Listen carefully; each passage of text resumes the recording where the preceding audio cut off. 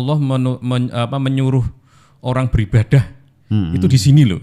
Sampai suruh sholat itu suruh menghadap ke sini. Ya, nah betul, itu yang bikin saya merinding.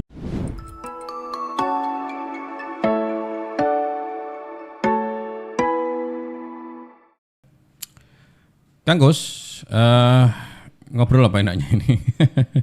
Ya, pengen ngobrol apa? Enggak, kemarin saya kan sempat umroh kemarin ya, bulan ini kemarin. Oh, kok ditertawakan? Yo, alhamdulillah kan, seneng kan bisa umroh. Iya. Ya umroh itu kan katanya kan panggilan.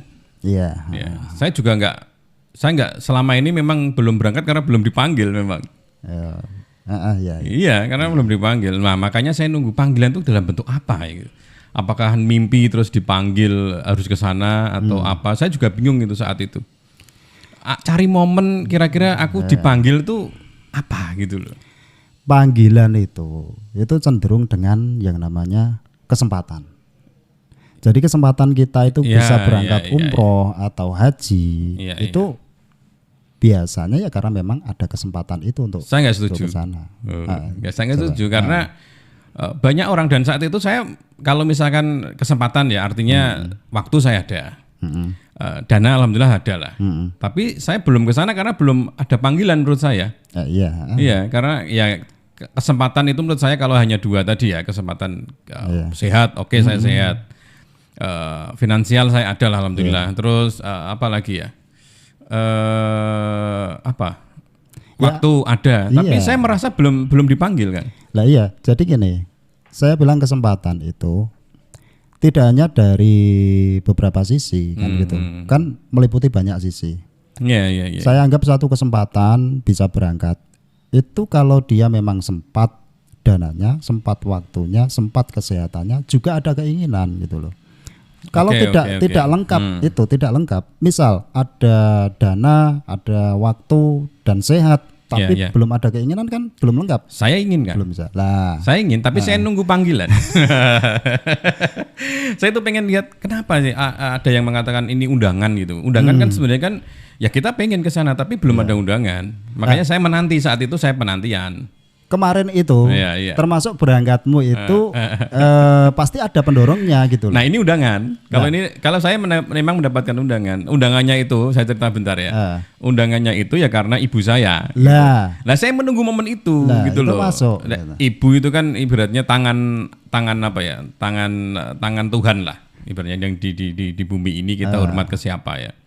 Nah, saya anggap omongan orang tua ya omongan Tuhan gitu, omongan sing apik-apik ya tentunya. Saya disuruh berangkat karena dikasih alasan ini, tapi titik poinnya bukan alasan itu, titik poinnya karena saya disuruh. Karena perintah ibu kan? Karena perintah. Lah itu juga termasuk dalam satu apa itu namanya kompleksivitas dari tadi. Kalau enggak, iya, ada alasan di situ. Tapi kan memang saya titik undangannya itu di mana gitu. Karena orang diundang kan biasanya kan ada undangan bentuk tertulis, kamu diundang tanggal sekian loh ya, kamu ke tempat undangan gitu. Nah saya menunggu momen itu. Nah ternyata alhamdulillah dapat momen itu, Kang. Ada juga seperti ini. Ada kasus orang pergi umroh, dia tidak pernah angan-angan sama sekali. Iya. Tidak pernah punya cita-cita mungkin. Dan nggak punya dana. Tidak punya dana, tapi tiba-tiba ada yang mengajak umroh. Nah itu undangan namanya. Nah itu yang tak bilang tadi adalah kesempatan bisa sampai ke sana. Jadi faktornya banyak itu. Iya faktor banyak. Cuman kalau tadi diomongkan hanya niat terus, ya niat semua.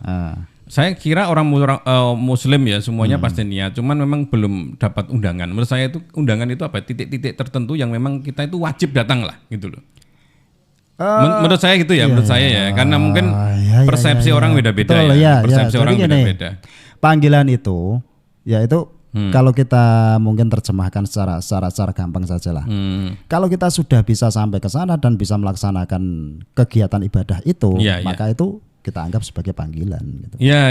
Ini kan ada contoh juga ya. Kemarin saya ke sana itu sama orang yang memang ya ada niat ke sana, cuman belum ada persiapan semuanya. Artinya dana belum siap.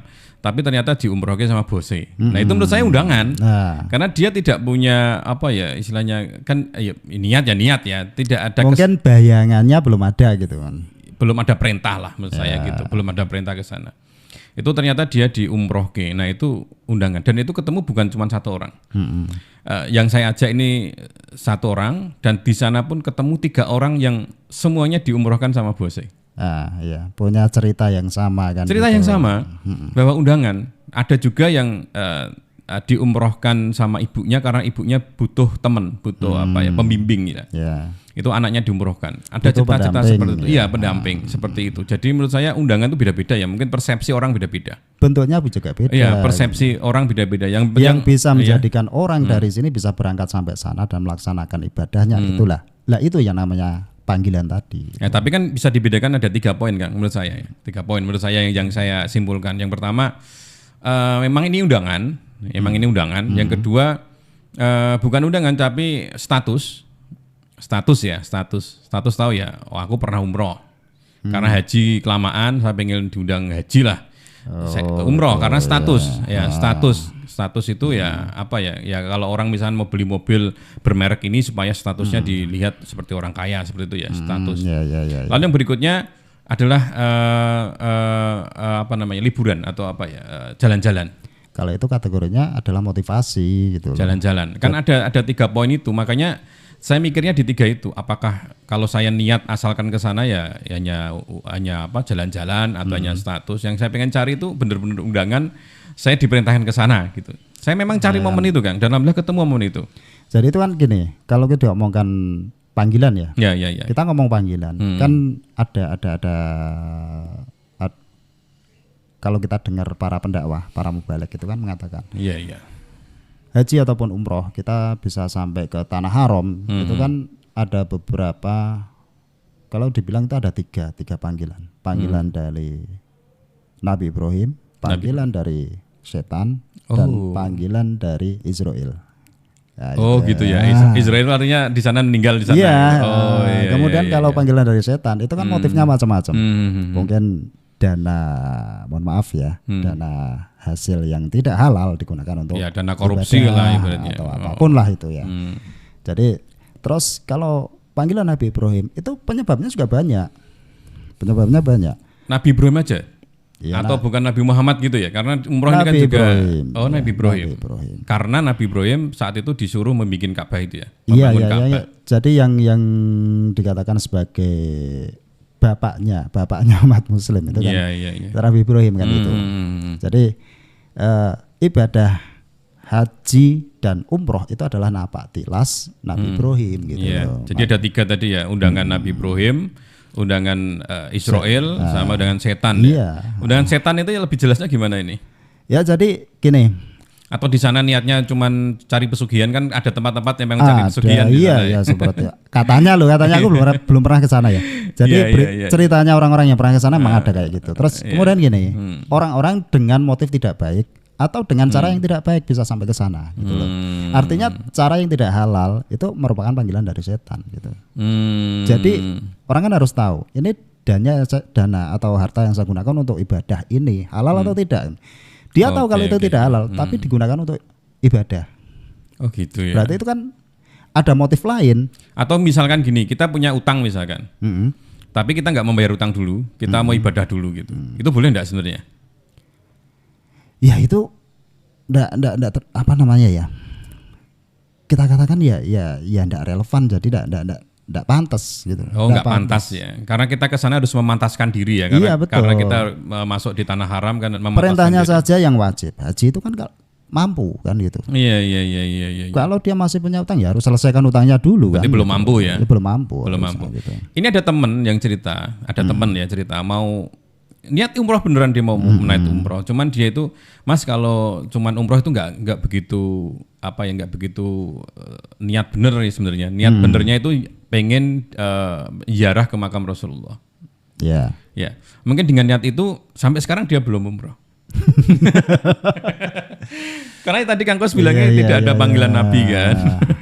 Nabi Ibrahim kan. Karena dia niatnya itu hanya di Madinah, mau ziarah ke makam Nabi, karena dia punya prinsip ketika kita menziarahi Nabi Muhammad itu sama dengan menziarahi Nabi Muhammad ketika masih hidup.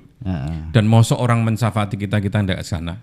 Dia prinsipnya kayak gitu. Makanya sampai sekarang pun dia belum umroh. belum diizinkan. Belum diizinkan, makanya niatnya harus benerin dulu gitu deh. Kalau saya sih semuanya ya ibadah yang lengkap lah.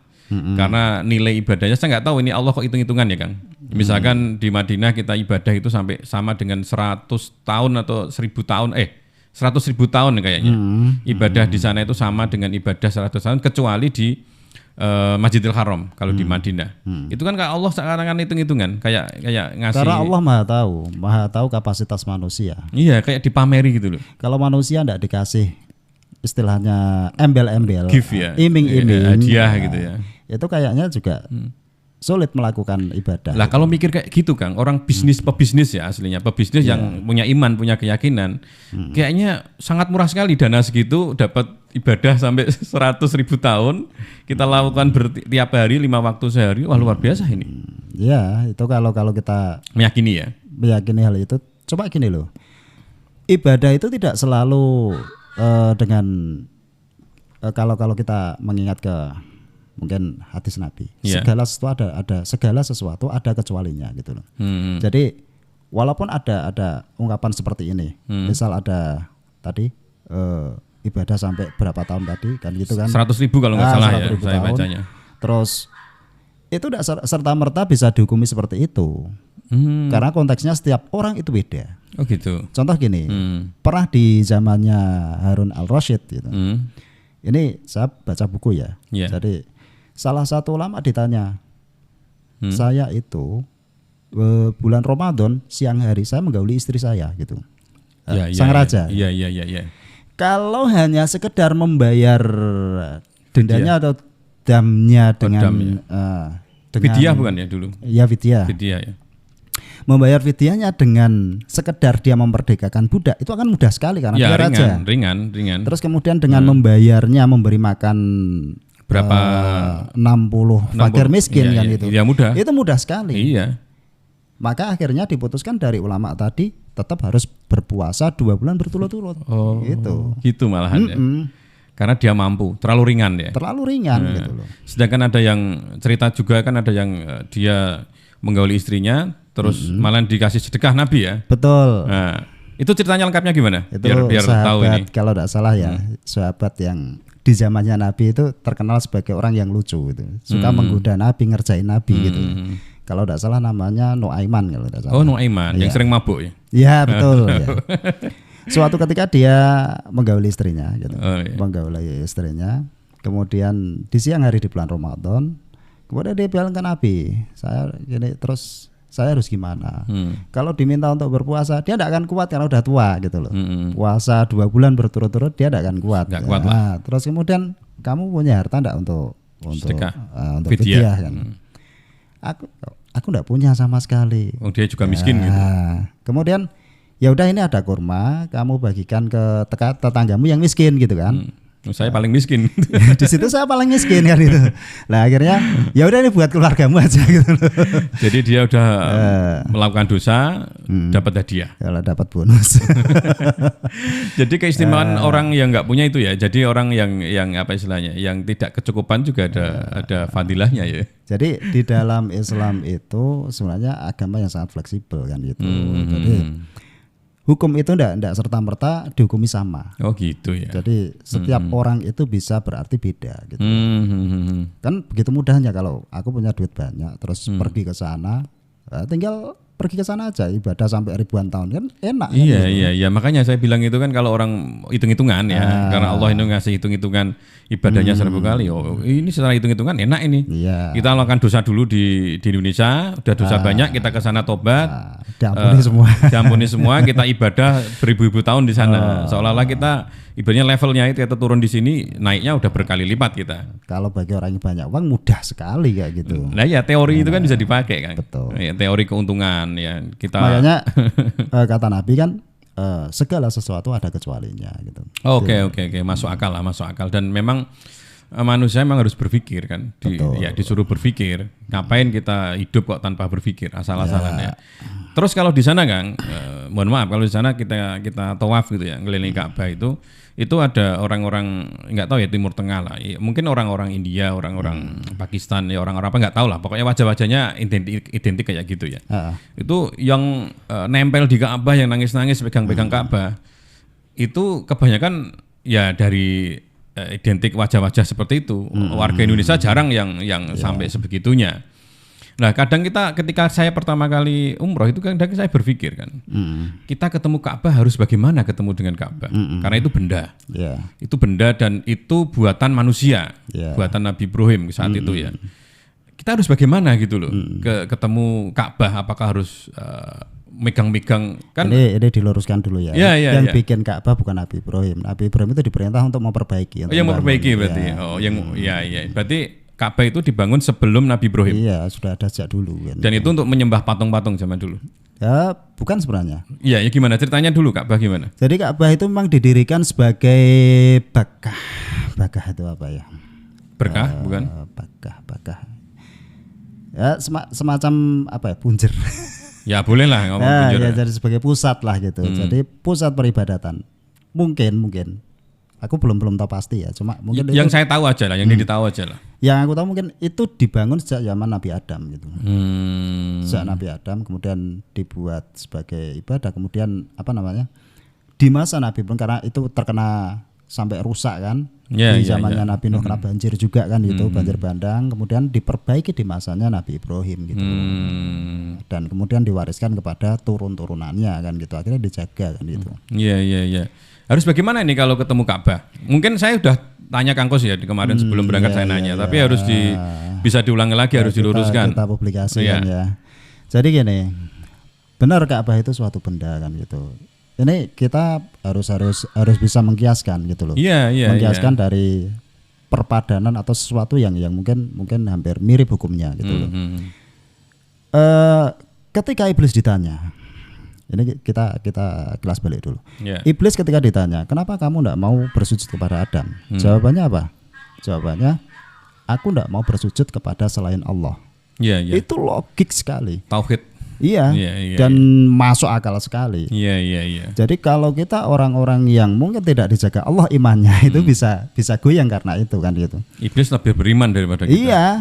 Jadi dia tidak mau bersujud kepada selain Allah, makanya dia tidak mau sujud kepada Adam kan gitu. Sujud itu dalam arti apa? Menghormati atau langsung saat itu sujud dalam bentuk fisik harus ke bawah gitu ya, kayak orang sholat? Kita tidak tahu sujudnya seperti apa. Cuma artinya sujud itu untuk penghormatan sebagai Adam sebagai makhluk paling sempurna kan gitu.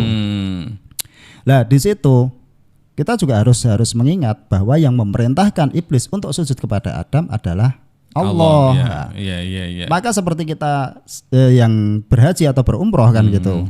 Itu kita lihat semuanya benda semua kan. Ada Ka'bah, ada Hijr Ismail, Maqam Ibrahim, semua benda itu. Benda. Iya. Lah kita datang ke situ, yang perintah siapa dulu kan gitu. Karena kita datang ke situ niatnya satu, menjalankan perintah Allah. Oke. Jadi ini perintah ya, entah itu apapun ya, kayak orang sholat ya. Orang sholat ngapain kok sujud sampai ke bawah? Betul, gitu ibaratnya gitu ya. Ngapain harus berdiri, harus seperti ini ya, karena perintah gitu kan akhirnya. Karena konteks orang beragama itu adalah konteksnya konteks kepatuhan atau ketaatan. Jadi kita mentaati perintah Allah. Dalam konteks pengertian takwa itu adalah imtithalul awamiri wajtinabun nawahi jadi kan. Jadi kita melaksanakan segala perintah dan menjauhi segala larangan. Kalau itu yang perintah Allah ya kita harus jalankan. Kalau yang perintah untuk meninggalkan adalah Allah atau itu sebagai larangan Allah, kita harus tinggalkan gitu. Nah harusnya kan kalau misalnya seperti itu hanya perintah. Kalau ketika ketemu Ka'bah ya nggak harus histeris ya. Itu bisa terjadi karena literasi budaya. Mungkin budaya di sana sangat mengkultuskan gitu loh. Iya. Ini loh aku ketemu rumah Allah gitu loh. Mikirnya Allah di dalam gitu. Ya, bisa jadi gitu. Seperti itu. Saya khawatirnya seperti itu. Tapi kita enggak tahu ya. Enggak, saya khawatirnya seperti itu kan. Karena memang saya sering, karena saya bawa rombongan itu sering orang ya asal lewat di depan. Dan yang lewat tuh siapa? Cewek-cewek, abigi sekarang pada lewat sliver. Terus ya pokoknya gitulah. Malah yang paling tertib itu menurut saya orang Indonesia, menurut saya Indonesia. Saya nggak tahu orang Indonesia karena NU atau budaya Islamnya berbeda dengan budaya Islam di Timur Tengah atau apapun, saya nggak tahu. Cuman atau karena ada pembimbingnya. mungkin saja pembimbingnya, mungkin juga ya karena kita tidak haus, artinya tidak misalkan ketemu Hajar Aswad kita tidak suruh langsung harus perebutan, tidak boleh, makanya malahan kita disuruh jangan sampai kita terjadi kedzaliman dengan tujuan ibadah kan gitu. Betul sekali, jangan sampai kita nyikut kanan kiri karena kepuasan sendiri, kita pengen langsung segera untuk ketemu Hajar Aswad, tapi kita mendolimi banyak orang. Akhirnya kalau saya malah enggak mencium, Kang. Ya itu karena gini.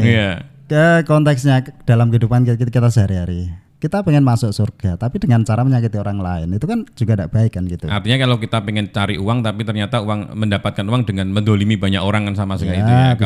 Kalau nilainya uang. Atau kita beribadah tapi dengan mengganggu orang lain kan bisa. Bisa juga. Nah, itu kan ada kan? Ada banyak. Makanya, tapi kita memang ya benar ya ada pembimbingnya. Makanya ketika kita sholat itu, ketika kita jalan aja pembimbing kita udah mengatakan jangan kita lewat di depan orang yang sholat. Nah, kita harus cari tempat yang memang benar-benar nggak ada orang sholat. Tapi kalau di sana kan kita sholat udah di langkah-langkah di atas kepala ada kaki gitu. Itulah kehebatan jamaah dari Indonesia karena kebanyakan mereka berangkat dengan biru. Mungkin di luar negeri orang-orang datang ke Masjidil Haram itu ke Tanah Haram itu kebanyakan karena secara pribadi, secara individu mereka datang. Ya mungkin kayak gitu. Nah terus kalau tadi ketemu Ka'bah memang banyak orang yang nangis ya. Nangisnya itu karena saya berangkat sebelumnya sudah saya belajar dulu ya sama Kang Kos, belajar harus bagaimana. Makanya ketika ketemu dengan Ka'bah bukan personalnya, tapi saya bayangkan Allah menyuruh orang beribadah itu di sini loh. Sampai suruh sholat itu suruh menghadap ke sini. Nah betul, itu yang bikin saya merinding. Gitu. Terharu kan. Gitu. Terharu. Kok sampai di sini ya gitu. Ini tempat punjernya orang sholat gitu. Saya mikirnya sampai ke situ. Makanya saya nggak histeris amat ketika harus menyentuh. Bahkan saya nggak menyentuh Ka'bah, Kang. Terus terang. Malahan jamaah yang lain yang memang saya suruh untuk kalau pengen mosok nang kene rak nyekel Mas. Ya wis nyekel lo gitu. Dengan berdesak-desakan itu ya paling nggak berdesakan itu pasti merugikan orang lain. Tapi saya ya sampai di sampingnya lah. Saya memang nggak bisa mendekat karena memang di situ sudah banyak orang dan tidak mau pergi, Kang. Jeleknya dari situ kita belajar bahwa ibadah kita itu jangan egois gitu loh. Kita enggak boleh egois dalam hal ibadah.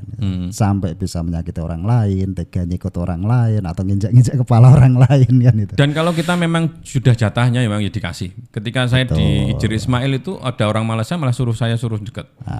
Mas, silakan. Itu rezekinya. Ya udah mendekat dengan tenang dan karena saya dikasih dengan legowo ya saya nggak lama-lama kan karena memang harus ya gantian lah. Betul. Kalau misalnya kok mau legowo gantian saya kira nggak berdesak-desakan kayak gitu. Ya mungkin berapa menit terus cabut gitu. Tapi kalau yang saya lihat itu orang lain ya, misalnya ya memang nggak perlu mengurusi orang lain. Tapi kalau agama non Muslim misalnya melihat itu juga wong Islam ya padha nyembah patung gitu. Akhirnya kan gitu kan. Histeris ketemu patung nangis-nangis gitu kan. Akhirnya seperti itu. Makanya sebelum berangkat harus mengkondisikan diri. Ya, teman-teman yang mau umroh mengkondisikan diri harus ketemu Hajar Aswad harus bagaimana, ketemu Hijri Ismail harus bagaimana kan harus tahu Kang posisinya. Terus ini pelajarannya gimana? Setelah dirimu mengalami sendiri ibadah umroh, menjalani sendiri dengan segala macam ritualnya. Itu yang kamu dapat apa sebenarnya gitu?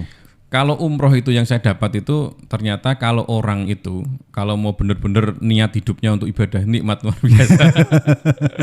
Ini yang bikin kacau itu ngurusin apa ya dunia, ngurusin dunia. Padahal kalau mau hakikatnya kalau kita hidup ini hanya untuk beribadah ya pada Allah. Selain itu ya ngisi waktu aja itu sebenarnya kalau seperti itu nikmat sekali. Cuman kalau kembali ke Indonesia ya seperti itu lagi. Mungkin 2 minggu saya masih istilahnya jiwa saya masih di sana. Kerjaan masih malas dan lain-lain. Yang ngimpinya masih ke sana terus. Tapi setelah 1 bulan sudah mikir kerjaan, deadline dan lain akhirnya ya hidup tidak segini lah. Jadi hidup ya memang harus imbang. Harus imbang antara pekerjaan dan harus ibadah. Itulah luar biasanya orang beribadah di Islam ya. Jadi Islam itu satu, kalau kita memang memahami substansi dari ibadah, kita akan menemukan di mana letak kenikmatannya di ibadah tersebut. Iya. Kemudian apapun yang kita lakukan, kalau niatnya memang kita untuk ibadah semua karena Allah, maka ya kita akan nyaman-nyaman saja dengan semua itu. Iya. Intinya di situ. Memang luar biasa sebenarnya. Itu menurut saya gini, Kang. Saya nyimpulkan itu ekspektasi saya mengenai umroh itu hanya jalan-jalan. Menurut saya ya pertama. Menurut banyak orang seperti itu. Iya, hanya jalan-jalan, lalu apa ya? Ya ibadah di masjid gitu. Ternyata ya di luar itu luar biasa. Makanya ekspektasi saya hanya 80% anggap aja seperti itu. Ternyata 99% ternyata. Itu aku juga dapatkan cerita dari teman-teman ya.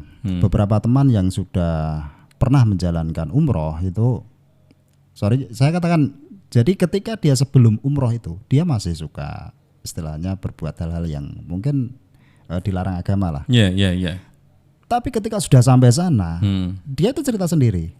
Aku itu tidak tahu kenapa, gitu. Bilangnya gitu. Aku tuh tidak tahu kenapa. Lihat Ka'bah ki, loh aku deliveran gitu loh.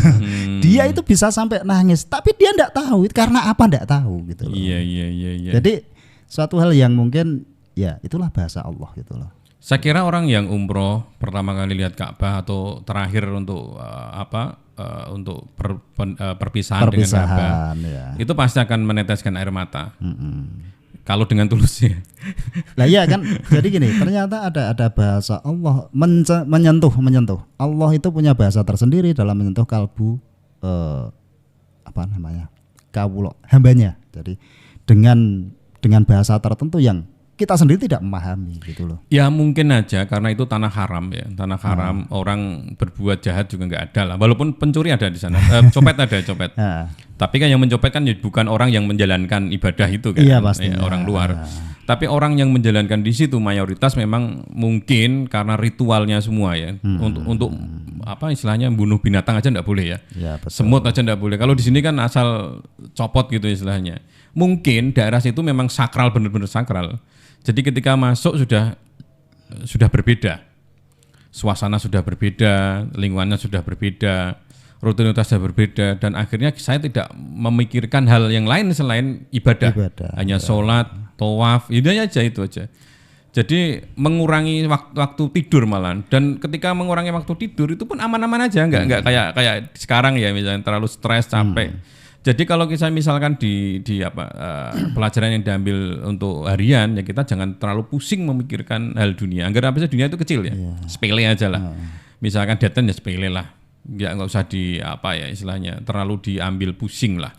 Mungkin pelajaran yang bisa kita ambil dari sana kan salah satu ketika kita ada larangan-larangan atau pantangan di sana, tidak boleh membunuh binatang. Itu salah satunya ada pelajaran terkait dengan hakul adam. Jadi hubungan dengan sama makhluk kan gitu. Terus kemudian ada namanya pelajaran kita harus belajar toleransi, di mana kita harus mau mengalah dengan orang lain kan gitu. Harusnya seperti itu. Terus kemudian kita jangan terlalu memusingkan dunia. Kenapa? Karena dunia itu kecil bagi Allah kan gitu. Sangat kecil.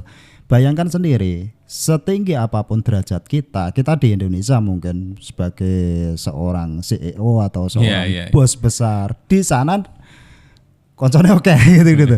Jadi dengan banyak orang kita tuh gak enak ajine sama sekali gitu. Iya dia dianggap sama rata lah. Betul, di sana. Seragam juga diseragamkan kan. Kita hanya pakai baju yang ala kadarnya, 2 kain aja. Nggak boleh pakai celana dalam.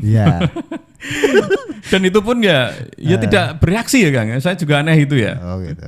Padahal itu desek-desekan ya. Kadang ya ketemu cewek, tapi ya nggak terpikirkan. Berarti itu terbawa dengan suasana kan gitu. Suasana kekhusyuan ibadah di sana. Iya. Mungkin itu karena kalau kita itu niat yang benar, insya Allah semua godaan itu akan hilang. Betul. Dan bahkan nggak cuma godaan, istilahnya bukan godaan peluang potensi terjadi malah nggak mikirkan apa-apa. Padahal kita itu ibaratnya telanjang bulat, hanya pakai 2 kain, berjalan gandul-gandul ibaratnya. Sedangkan kayaknya sendiri itu kayak ada bulu-bulunya gitu. Ada bulu-bulunya. Iya, jadi gini, kalau kita mau ambil hikmahnya, kemudian itu kita terapkan dalam kehidupan kita sehari-hari, maka itu kita bisa mengambil pelajaran yang sangat luar biasa gitu. Dari kegiatan ibadah umroh itu. Ya, saya teringat kalau tadi Indonesia sangat teratur di sana ya. Bahkan itu hampir apa ya, semua cleaning service atau yang petugas jam-jam, petugas kebersihan di jalan-jalan itu hampir semua bisa bahasa Indonesia. Karena orang Indonesia itu punya ciri khas yaitu ngasih bersedekah di sana. Oh iya. Bersedekah. Iya. Bahkan ada yang di daerah-daerah tertentu itu ada yang nitip. Ada orang yang mau umroh atau haji, titip ya sedekah di sana. Titip ya untuk beli Al-Qur'an di sana. Titip untuk sendal di sana, gitu kan? Wah, luar biasa. Aku malah baru tahu ini. Aku sebelumnya enggak tahu aku. Budaya itu ada banyak. Kayak misalnya di Salatiga, di Ungaran tuh hampir kayak gitu. Saya punya teman di Ungaran seperti itu, dititipin tetangga-tetangganya uang. Dan akhirnya di sana ya memang ngasih. Dan kalau lebih kerennya lagi, kalau menurut kakak saya itu kalau ke sana bawa sarung. Jadi kalau misalkan kok mau umroh, koper ini diisi sarung yang nggak terlalu mahal lah, sarung-sarung yang murah, beli banyak nanti dikasih ke sana. Itu lebih potensi untuk mereka gunakan daripada uang nanti selesai kan. Kalau bentuk barang itu pasti digunakan kan. Kalau Al-Qur'an sana banyak ya, tapi untuk sarung kan sedikit. Dan ciri khas orang Indonesia itu. Cerita ini bagus sebenarnya, tapi aku kayak agak kurang setuju juga sih sebenarnya. Jadi gini loh. Mengenai apa ini ya setuju? Jadi orang yang berangkat umroh atau berangkat haji itu dengan dititip-titipin itu bagiku agak kurang tepat gitu loh. Karena mereka niatnya untuk kesana itu untuk ibadah. Entah itu titip doa, titip sedekah, atau titip barang bawaan misalnya. Itu bagiku ya. Agak kurang tepat. Tapi ya udah berjalan itu kan, ya. Alasannya apa ya? Coba alasannya apa? Enggak tepat karena apa? Kan persepsi orang beda-beda. Ya karena seharusnya orang berangkat ke sana itu untuk ibadah dan dia harus fokus dengan ibadahnya. Dengan dia itu luangkan dirinya itu untuk dekat dengan Tuhannya gitu loh. Karena yang saya pahami bersedekah itu juga iya betul, tapi itu titipan kan gitu. Beda kan gitu. Iya. Konteksnya dengan orang nitip gitu, berarti kan membebani orang yang sedang beribadah gitu loh. Kalau tidak terbebani kan enggak apa-apa. Ya enggak apa-apa. Makanya kan tergantung orang yang ini kan berbeda-beda. Cuma bagiku sendiri itu kurang tepat gitu loh, kurang setuju dengan hal itu. Oke. Dan kalau misalkan di sana Kang itu hampir semua bisa bahasa Indonesia. Jadi kalau misalkan teman-teman yang setelah lihat podcast ini, wah ternyata umroh luar biasa nikmatnya. Tapi ya tidak semua orang mengalami loh ya. Jadi kalau saya bilang nikmat ternyata enggak nikmat, kan ada juga orang sini yang umroh. Ya tadi tergantung terus, Allah itu menyapanya dengan bahasa tadi kan gitu, bahasa kalbu yang. Ada loh orang umroh yang di sini ya, tetangganya Kang Gus mungkin ya. Itu kecewa. Umroh koyo ngene tok tuh umroh gitu. Karena dia dapatnya kelencer gitu loh. Nah, dapatnya wisata. Dan kelencer mahal gitu loh. Terlalu mahal ini. Harusnya ya enggak koyo ngene iki lah gitu. Betul. Persepsi dia itu punya standar ini tapi enggak sesuai gitu. Iya. Makanya kawan-kawan yang paling penting Kang Gus menurut saya, kalau kan ada jamaah yang dari sini terus nelpon saudara-saudaranya kalau punya uang langsung umroh, punya uang tabung umroh. Saya juga nggak setuju itu. Karena yang paling penting itu niatkan dulu, niat yang benar-benar serius baru ke sana. Kalau enggak niat jangan ke sana, percuma. Seperti pesanku waktu dirimu berangkat dulu kan gitu kan. Ya gimana? Kan mungkin kalau ingat ya. Tidak usah terlalu banyak rencana di sana. Datang saja menghadiri panggilan Allah, panggilan Nabi Ibrahim kan gitu.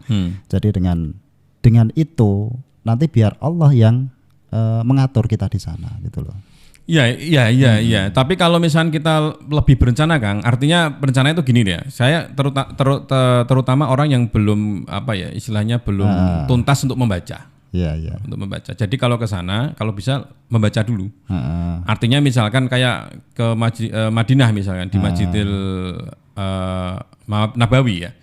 Itu letak makam Rasulullah saja pertama kali saya nggak tahu. Nah, itu kan kurang mungkin, literasinya kurang. Iya, terkait dengan wawasan atau pengetahuan. Oke, tidak masalah. Literasinya kurang. Ya paling nggak harus baca dulu letaknya. Baca dulu Kang letaknya. Dan juga termasuk juga kan memaksimalkan waktu sendiri kan. Iya. Ini juga saya ditakdirkan di sana ke makam Rasulullah cuma 2 kali. Padahal misalkan kok saya tahu ilmunya itu bisa sampai mungkin 5 kali kali 3 lah. Paling enggak 15 kali saya bisa ziarah ke makam Rasulullah. Waktu ya. Iya. Karena tidak ketahuan saya. Ini yang paling saya agak disayangkan. Kecewakan itu ya. Harusnya sebelum ke sana teman-teman itu harus lihat denahnya. Punya denah. Makam Rasulullah di mana, makam sahabat di mana. raudhah itu di mana, arah pintunya di mana. Makanya setelah kemarin itu Kang, alhamdulillah saya niat untuk videokan itu. Saya videokan itu, saya niatnya kan untuk anak saya. Sebenarnya pengen ya kalau umroh videokan biar tahu situasi. Saya videokan itu pas saat-saat yang tidak tidak pas ibadah ya, maksudnya pas sela-sela itu. Ya pikir saya paling 1 jaman lah videonya. Ternyata sampai 5 jam kan, 5 jam lebih. Dan itu saya ulas tuntas sampai dengan pintu mana yang harus dimasuki.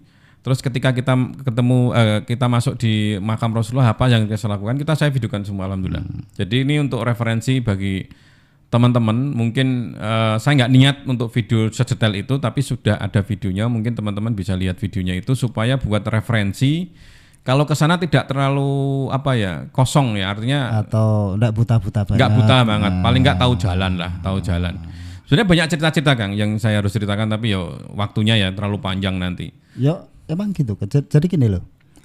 Kalau kita lihat dari tradisi kita sendiri ya. Orang-orang Indonesia itu kebanyakan orang Jawa. Itu kalau ada saudara atau tetangga pergi haji, itu kebanyakan pada nitip. Contohnya nitip apa? Tolong belikan tusuk sate dari sana. Ada ya? Ada. Terus bawakan ini dan itu lah. Itu tujuannya apa? Jadi padahal sate itu enggak ada di sana. Ya kita enggak tahu lah. Jadi ada yang bilang gitulah. Gini. Jadi mereka itu punya keyakinan bahwa benda-benda dari sana itu mengandung barokah gitu loh. Jimat lagi ya akhirnya ya. Mungkin ke kebendaan arah, lagi mungkin kan? Ke arah tabaruk ya. Tabaruk. Kalau tabaruk beda. Tabaruk jadi tabaruk kan benda dari tanah haram itu memiliki barokah kan gitu. Mungkin dari segi mungkin gini, kalau aku nyimpen apalah dari sana yang dibawa dari sana asli kan, itu nanti bisa diberikan keberkahan dalam hal hidupnya, ketenangan hidupnya, kebahagiaan atau kelancaran rezeki dan lain-lain kan. Ada di masyarakat kita Jawa itu berkembang seperti itu kan gitu. Ada mungkin itu bisa dikatakan mitos, tapi juga menjadi satu keyakinan tersendiri kan gitulah. Itu juga ada cerita aneh kan gitu. Ketika dirimu berangkat umroh kan. Kayak sempet tanya atau enggak itu? Apa? Mau nitip apa kita gitu ya? Pernah enggak? Lupa saya. Nah, ketika saya enggak nitip gitu loh. Karena memang rezeki saya harus dapat sesuatu dari sana. Tiba-tiba yang di sana itu tiba-tiba ingat mau bawakan sesuatu kan gitu.